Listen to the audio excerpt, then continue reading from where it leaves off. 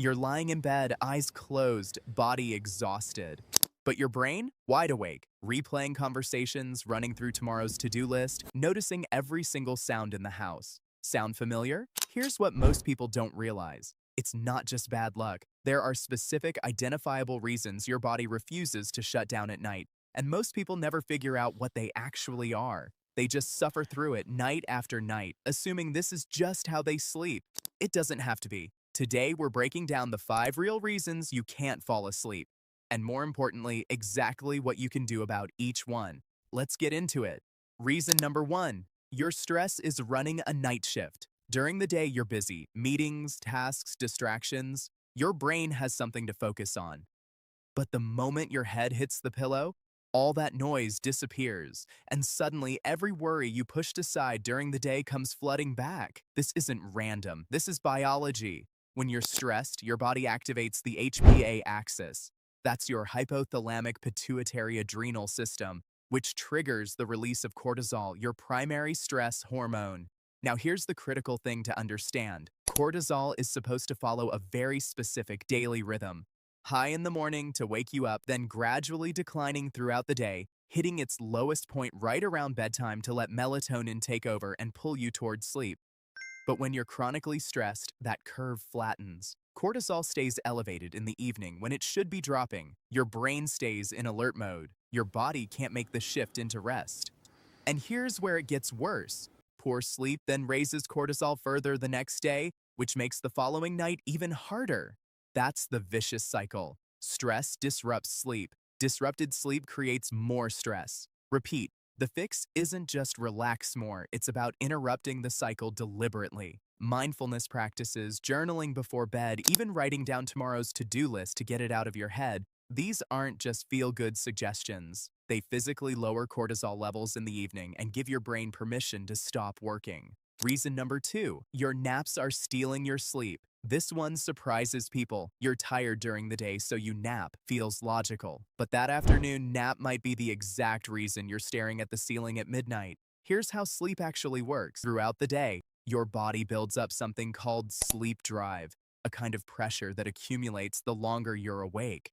It's what makes you feel genuinely tired by the end of the day and ready to crash. Napping releases that pressure early, so by the time your actual bedtime rolls around, your body simply doesn't have enough sleep drive built up to carry you quickly into deep quality sleep. Short naps, we're talking 10 to 30 minutes, can actually be beneficial. Research shows they improve alertness, reaction time, mood, and even lower blood pressure. Done early in the afternoon, they don't wreck your night. But longer naps? Those are where things go wrong. Naps longer than 20 to 30 minutes pull you into deep sleep stages. When you wake from deep sleep mid-cycle, you get what's called sleep inertia, that foggy, disoriented, slow-brained feeling that can last for hours. And a 2015 meta-analysis found that naps of an hour or more were associated with increased cardiovascular risk. That's not a trivial side effect. The rule is simple. If you nap, keep it short, keep it early, and keep it consistent. If you're struggling with nighttime insomnia specifically, consider cutting naps out entirely for a few weeks to rebuild your sleep drive from scratch. The difference can be dramatic. Reason number 3, what you're putting in your body is working against you. Most people know caffeine affects sleep, but most people massively underestimate how long it stays in their system. Caffeine has a half-life of 4 to 6 hours. That means if you drink a 16-ounce coffee at 3 in the afternoon, half of that caffeine is still active in your bloodstream at 9 p.m. Half of that is still there at 2 in the morning. And caffeine doesn't just make you feel alert, it actively blocks adenosine, the chemical your brain uses to build sleep pressure throughout the day. You're not just wiring yourself awake. You're chemically blocking your body's own sleep signals. The recommendation is to cut off caffeine at least 6 to 8 hours before bed. For most people, that means nothing after noon or 1 p.m. Yes, that includes tea, energy drinks, and yes, chocolate, now alcohol. This one is more misunderstood. A lot of people use alcohol as a sleep aid because it makes them feel drowsy, and it does help you fall asleep faster initially. But here's the problem. Alcohol is a diuretic. It suppresses a hormone called vasopressin, which means your kidneys work overtime and you're waking up to use the bathroom. It also fragments your sleep architecture, crushing the deep and REM stages you actually need to feel restored. You might sleep 8 hours and wake up feeling like you barely rested. That's alcohol's effect on sleep quality. Avoid it at least 4 hours before bedtime if sleep is the goal. And food matters too. A heavy or spicy meal close to bedtime raises your core body temperature and can cause heartburn or discomfort that pulls you out of sleep.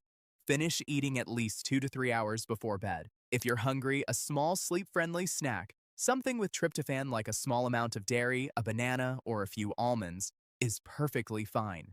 Reason number 4, your screens are convincing your brain it's still daytime. This is the one almost everyone knows about, but almost nobody actually follows. Your brain has an internal clock, the circadian rhythm, a roughly 24-hour cycle that tells your body when to be awake and when to sleep.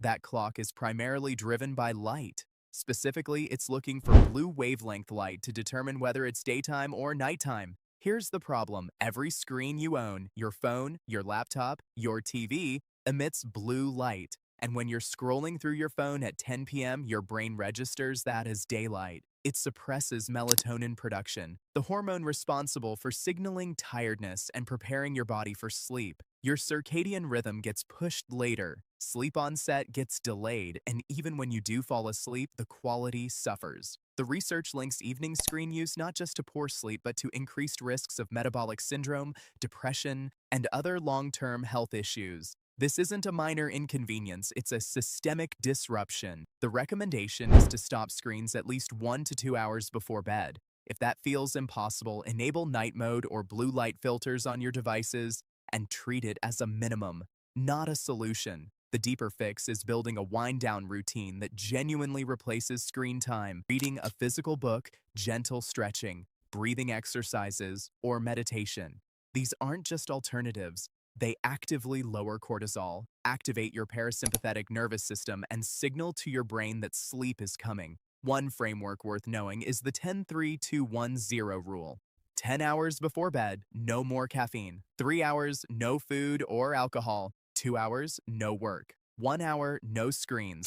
0, no hitting snooze in the morning. It sounds strict, but follow it for 2 weeks and notice what happens. Reason number 5, your sleep environment and habits are sending the wrong signals. Your brain is a pattern recognition machine. It learns associations through repetition. And if you've spent months lying awake in bed scrolling, worrying, watching TV, or working on your laptop, your brain has learned that bed is not a place for sleep. It's a place for activity, for stimulation, for stress. This is called conditioned arousal. And it's one of the most overlooked causes of chronic sleep problems. The solution starts with what sleep specialists call stimulus control. Simple but powerful. Use your bed only for sleep. Stop watching TV in bed. Stop working in bed. Stop scrolling in bed. When you lie down, your brain should have one learned response. It's time to sleep.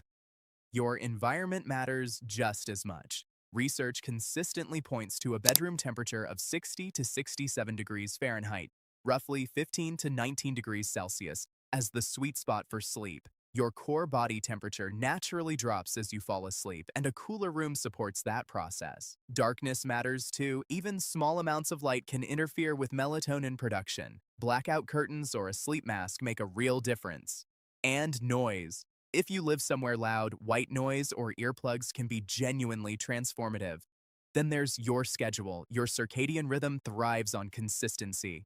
Going to bed and waking up at the same time every day, yes, including weekends, is one of the single most effective things you can do for sleep quality. Irregular schedules fragment melatonin and cortisol rhythms in ways that compound over time. Your wake time is actually the more important anchor. Fix that first, and your body will start pulling your bedtime into alignment naturally. Here's the insight that ties all of this together. Most sleep problems aren't one thing. They're a stack of small disruptions that compound: stress that elevates cortisol, caffeine that blocks sleep signals, screens that suppress melatonin, naps that drain sleep drive, a bedroom the brain no longer associates with rest. Each one individually might be manageable, but layered together, they make sleep feel impossible. The good news is that each layer is fixable. You don't have to solve all 5 at once. Start with the 2 or 3 that you know apply to you. Make one change this week, then another.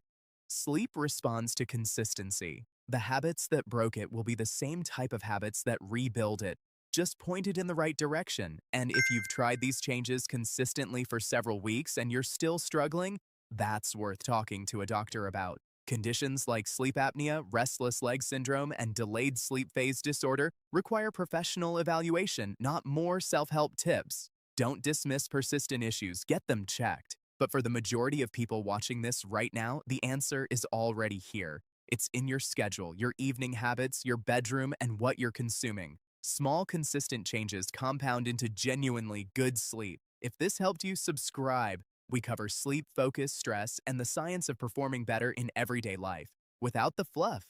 See you in the next one.